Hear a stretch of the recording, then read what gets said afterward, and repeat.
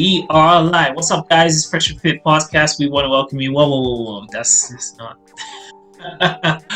Wrong channel. Guys, I want to welcome you to another edition of Rich Man Reactions, presented by your host, your Sultan, Big Daddy Richie Rich. Back here again for another reaction, and this one is actually a classic tale involving a little hip-hop rap stars that grew to prominence in the 90s. Video I've been wanting to look at for a long time, but I just didn't know how I was going to construct it. So seeing as I've been doing reactions, and this will be one of my last reaction, I'm gonna get back to doing like movie reviews because that's what I really love to do. So look forward to that. But in this one, it's gonna be a reaction looking at Third Bass, I would say very like an independent underground rap group that came out in the late 80s, early 90s. They made two albums, the Cactus album and Derelicts of Dialects, and they were most known for insulting the one who we're also going to talk about here is Vanilla Ice. Yep. Remember, ice melts in your mouth, not in your hands. Vanilla Ice, who you could say the one-hit wonder from Ice Ice Baby, who again around this time was really taking the world by storm in the 90s. I'm gonna react to basically the clash that Third Bass and Vanilla Ice had. Really, Third Bass were very like enraged that Vanilla Ice's rap song Ice Ice Baby went to the top of the pop charts, and pretty much at that time rap wasn't actually getting that significantly. It wasn't getting viewed significantly like that. Probably opposed only MC Hammer because he was in that pop artist group, pop genre. He was getting looked at, but those other like real rap, hardcore, real rap music from the streets, New York, that wasn't getting represented to the masses like Vanilla Ice and MC Hammer. So yeah, definitely we're gonna go through these videos. I'm gonna stop to comment on them. Definitely, if you love this kind of content, like, comment, share, subscribe, follow me on social media. And with that being said, let's get on to this video. Now they've taken on Vanilla Ice in Pop Goes the Weasel. I mean, to make Vanilla Quiff #1 on the pop chart is a joke. Why is everybody picking on me? So, what's our experts think? Right. So before I continue on, so on Third Bass, they actually made a diss to MC Hammer. So their first album, the Cactus album, they had the Gas Face, which is really probably their most recognizable track on the Cactus album. At the end of the Gas Phase, they dissed MC Hammer by putting an actual hammer and Hammer's like glasses, and they're like, turn this mother out. So MC Hammer, as he hasn't mentioned it too much, but it has been talked like MC Hammer put a hit on Mc Serch at that time. So they had like major beef between, it was like that kind of hip hop beef.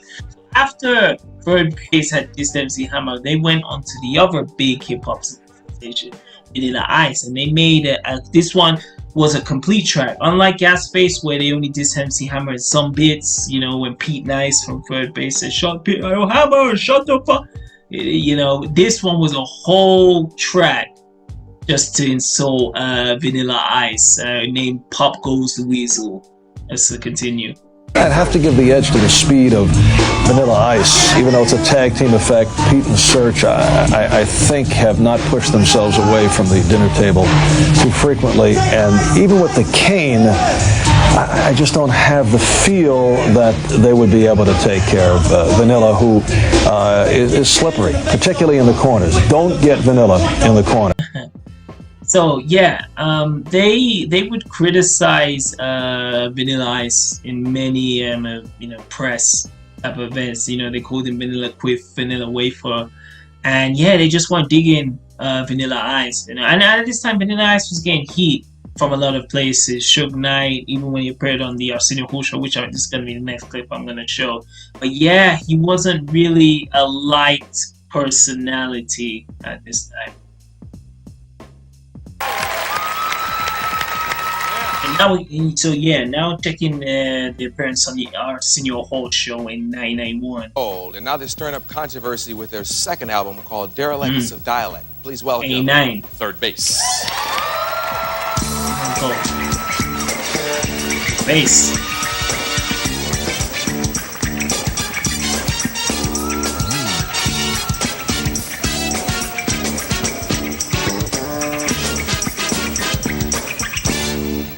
You know, if I wanted Bull Abdul, I'd have a party.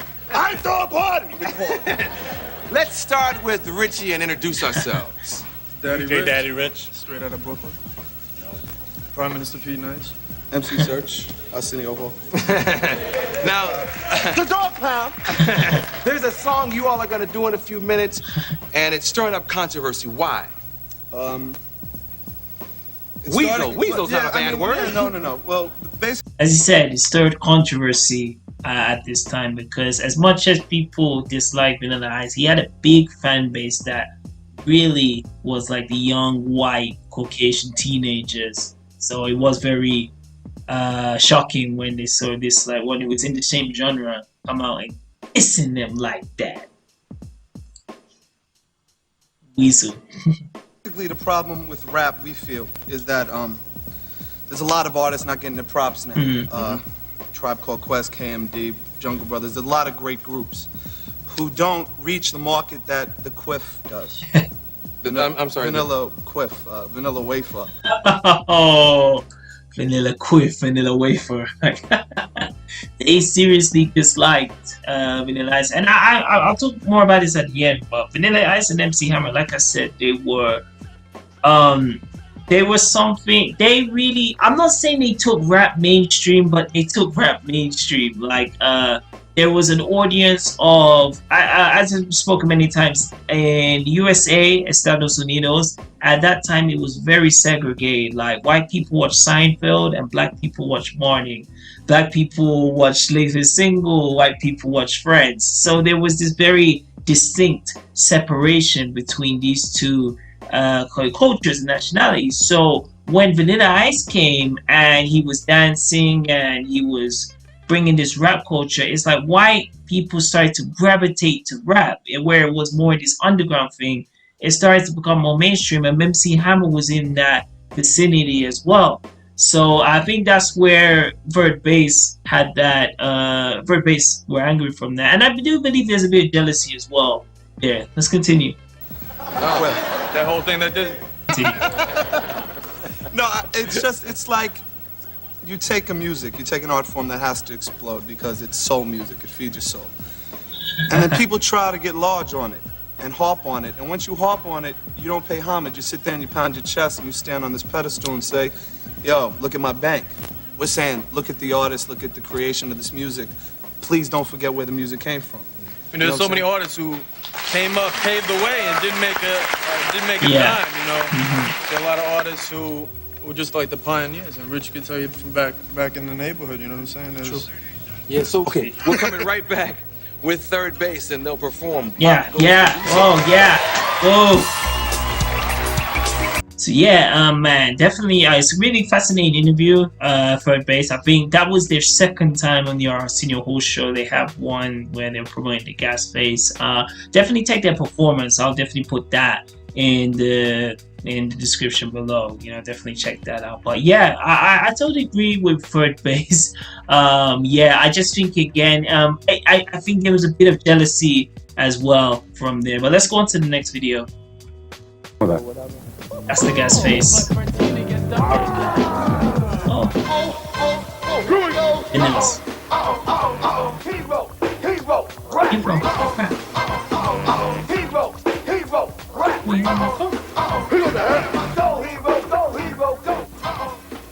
Pop Goes the Weasel ha entrado de lleno en las principales listas de éxitos con la versión sampleada de Sledgehammer, el gran tema de Peter Gabriel. En lo referente al humor de Third Bass, podemos decir que tienen muy malas pulgas cuando se les menta el tema de Vanilla Ice. No nos gusta porque hay mucha manipulación y explotación. So you can hear there from the Spanish that you can understand from that is he was talking that it's a way to manipulate the audience. Again, it's not like the third bass, especially Mr. Nice, and MC Serch, they're lyricists. They're more lyricists like a Rakim or Eminem, whereas Vanilla Ice and MC Hammer kind of fall into the category of you could say even the Kid and Plays or even Will Smith's later on genre of like not so much that happy hip hop, but more of a show. Like when you saw Will Smith perform his albums, it was more again flamboyant clothes. He's wearing chains, he's wearing jewelry. It's just a very like a powerful. It's more bigger than that. And these with third bass were trying to say focus on the lyrics. It's hip hop, not hip hop. Alright, so on this one is this is when MC Serch like disbanded from third bass, and they had their own difficulties, which even now I think they're not on the best terms. But this is when MC Serch tried to become a solo artist. But just listen closely to what he says about MC Hammer, Vanilla Ice. And now, everybody, the MC Serch. Yo, what up, man? What's up, Craig? What's up? One half of the Now Defunct third bass. Now Defunct taking temporary vacation to do solo projects. Word up. Richie's gonna stay with Pete and work on a project with them. My album be out in August called Return of the Product. Flavor, and we're gonna drop the new songs here tonight. So, you know, we're gonna take it on the road and see what the people think. You know what I'm saying? One of the things I really count on third bass to do was to point out the frauds in the industry. Now that third bass isn't out there anymore like it was, will you continue to do that, point out the frauds like the Hammers and Vanilla Ices? Oh, definitely. I mean, they just mentioned that like they were really, as you said, pointing out the ones who were frauds, who weren't really that hip hop, die-hard hip hop coming from the streets. So yeah, let's see what MC Serch has to say. If you slacking, you were slacking. You know what I'm saying? And I've always been a person that's gonna point out people for what I think is right or wrong. You know what I'm saying? And people do the same to me. So, you know what I'm saying? They want to step to me physical this year. We just get physical. You know, the hell with the lyrical. We just take it physical. Whatever we got to do. You know what I'm saying? But 92. Step to me physical. The hell with the lyrical. That's already a bumming rhyme. Yeah, the wreck, and that's what I'm trying to do. Alright, so on this one, you're gonna see like Vanilla Ice's response to the Pop Goes the Weasel album. I believe this was an interview in Germany when he was promoting his, I don't remember his second album. I'll be sure to put it here in the edits. But the host actually shows him a video of Pop Goes the Weasel, and Vanilla Ice gets really icy with his true feelings on third bass. Have you seen the third bass video? Yeah. What do you think of that? I mean, well, you know, that's jealousy. They got the third base, I got the home run. Right. Let's watch a piece of that particular I don't want to watch any of that crap. No, it's because of the views. I don't want to watch this big jelly belly punk up here, any of it. I think it's weak. Can people get away with this in the U.S.? No, they're turning it off. They're taking it off. It's terrible, man. This is real. This is real. They're weak. They can't rap. They can't dance, and he's a big fat Jello eating mother. He ain't nothing, man. Who's your favorite? Your ultimate?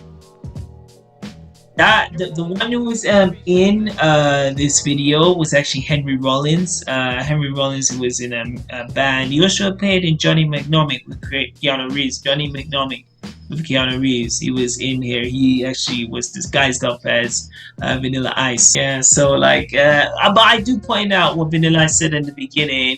I do believe there was some jealousy. I would say it was like 40% what they said, like they wanted their rap to be, again, more from the culture, more they wanted to see like a Tribe Called Quest or KMD get to that kind of high of Vanilla, that high of fame like Vanilla Ice. But I think what third bass needs to understand is Vanilla Ice had more of that, as you call it, like a universe appeal. You could put him on like a lunchbox and people would buy it. You could make an action figure. He was marketable.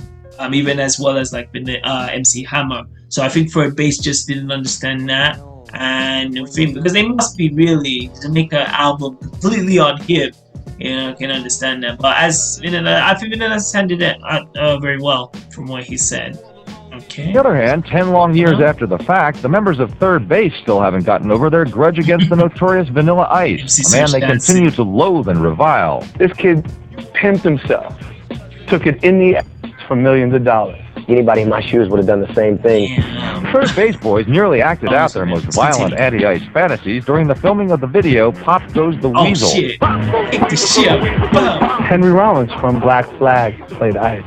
I remember one take, Pete hit him over the bat, and the bat like snapped, like bah! And Henry Rollins hit the floor and came up and looked right at Pete. And for that moment, he was ice, and I swear in my head, I was gonna crack him over the head with a bat. Damn, these lot loathed Vanilla Ice so much, man. As MC Serch said in that video, Pop Goes the Weasel, he was gonna use the baseball bat to whack Henry Rollins playing Vanilla Ice, which is nuts. Still hate him today. You know, it's like hilarious. And that won't change. What an impact I had. So huge of an impact that these people that I don't even know are going to write stuff about me on their record. Now, we'd love to challenge any of these guys in a rap contest all day because they'll be sitting down and watching the teacher do his work. Keep your mouth closed. Pop goes the weasel, what's a big bop bop? Stay the f in Miami. Serch need to search for some contacts. He got them big bifocals. Word, looking like a hip-hop nerd. And that other punk makes me laugh. Yo, Pete Nice looks like he sings for Color Me Bad. So take a look in the mirror and you'll be knowing how I'm flowing. Because I'm blowing up like a bomb. Don't say shit. He's got some beef with me and he wants to take it up in the ring. I'd be happy to. He's the Antichrist. Y'all bring the cameras and watch me whip his ass. Yeah, Vanilla Ice was saying that like he made such an impact that they would make a whole album just dedicated to them, you know? So, yeah. Hold it, nobody's gonna take it. Third Base dissed me, and that's their claim to fame was dissing me. That's their #1 selling song was the diss against me. And I was #1, so basically, you know what I'm saying? They tried to ride on my back. And he was getting all the props and all the accolades and all the attention. I was surprised it didn't happen even sooner or more people didn't do it because, you know, I knew I was on top. I knew I was a target. You know, 17 million records, the most sold rap record of all time. 17 million records at that time in the 90s. That's all heard of. And keep in mind, no Spotify, no Apple Music, no YouTube Music, no Deezer. This was all people going to the music stores and purchasing these tracks. It was a different type of where you see like Drake getting these million records, millions amounts of hits on YouTube, and that is because it's streaming. But people were actually going out their pocket to get this albums of songs. So Vanilla Ice was on top, as he said. If you step up and you say you the man, the next crew's gonna step to you. I think it was more appropriate for a white group to step to Vanilla Ice than a black group. I mean, at the time, you have to understand the platform was. There was a De La Soul, there was a Brand Nubian, there was a Native Tongue, there was a Queen Latifah, but none of that was getting played. My claim to fame is dissing someone. That's dumb. Where's your talent? Where's your skills? Show me what you're really made of. I don't want you to capitalize on a moment because people want to hear hate. People want to hear you talk shit about somebody, and that sold your record. That's stupid. Like I agree a lot with what Vanilla Ice says because like I've had that in the past of when you are going your own way and you're making it. You finally get to the top, and then people again want to bring you down. So I can get that. But then the other side, I agree with Third Base that the ones that they come up with, like you said, Queen Latifah and De La Soul, Tribe Called Quest, KMD, they won't gain as much airplay as Vanilla Ice because again they fit the quiff. They had more teenage white girls that were going for Vanilla Ice, but none of that was going for like the ones Third Base were hanging around with. Let's continue. Me, honestly, I've always, as far as, I'm starting with Vanilla Ice, I always thought that the key to hip-hop was letting everybody rap. We felt like we had the platform due to lack of melanin and that we were white, that we could make a record where we could smack the face of pop culture and say, yo, there's a whole different era of hip-hop that you need to really look at. And when we went pop, we took Nice and Smooth, we took Cypress Hill, you know what I mean? We took real MCs on national tours with us that never saw national tours before. But yeah, it was cool to see what MC Serch still felt about MC Hammer and Vanilla Ice, you know, all these past years. And again, I do agree. He was even saying at that time he did not represent the real hip hop because, like them or not, Third Base again was the first, like, you know, early version of the white rappers. The only other one who was there was the Beastie Boys.